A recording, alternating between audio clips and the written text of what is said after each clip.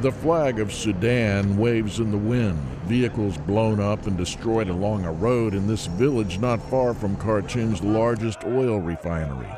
This is the aftermath of Rapid Support Forces taking over the villages of Sheikh al-Kabashi and al-Jali city until the Sudanese army fought back to reclaim the territory and control of the oil.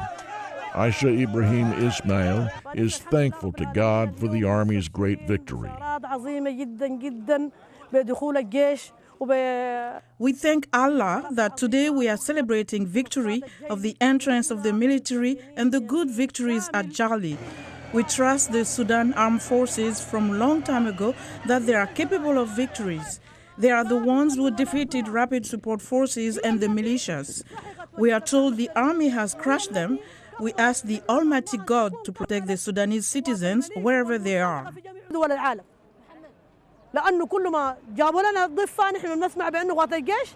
The fighting from Bahri to the General Command Headquarters was controlled by the RSF, then taken back by the Army. But the Presidential Palace to the west remains in control by the Royal Support Forces. The people of North Bahri suffered from the fighting as the RSF looted villages and killed many of the residents, according to the locals. Muhammad Abdul Wahab al-Kabashi is a North Bahri citizen.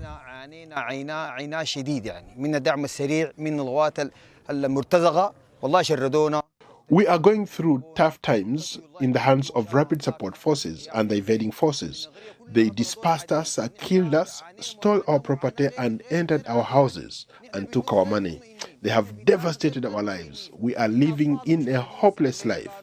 Our children are all over the place. Our wives and the elderly and the sick have all moved out of this area. Thanks to God, we are now happy, and especially Kabashi victory. We thank the Sudanese Armed Forces for this great victory, which has come at the right time. As the war goes on and international mediation efforts are not working, the Army will continue fighting and trying to regain captured areas from the Rapid Support Forces. The RSF denies reports about the withdrawal of its forces from the areas they say they've taken. Mohammed Osman Olusein is the chair of the Sudanese Army Staff.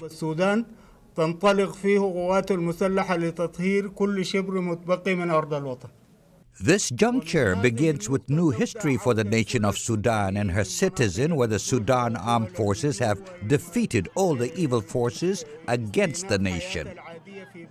This juncture also marks the coming back of Sudanese from their places of displacement and countries of refuge back to Sudan by God's mercy. This also marks the beginning of the Sudan Armed Forces taking control of the areas in our country. From now on, the Army will focus on its new role with new spirit, zeal, and knowledge of warfare.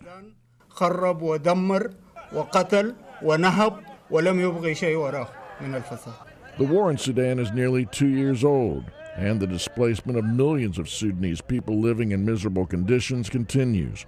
They're facing starvation, according to the United Nations. Many people lacking food and basic necessities, even within the camps scattered about the country.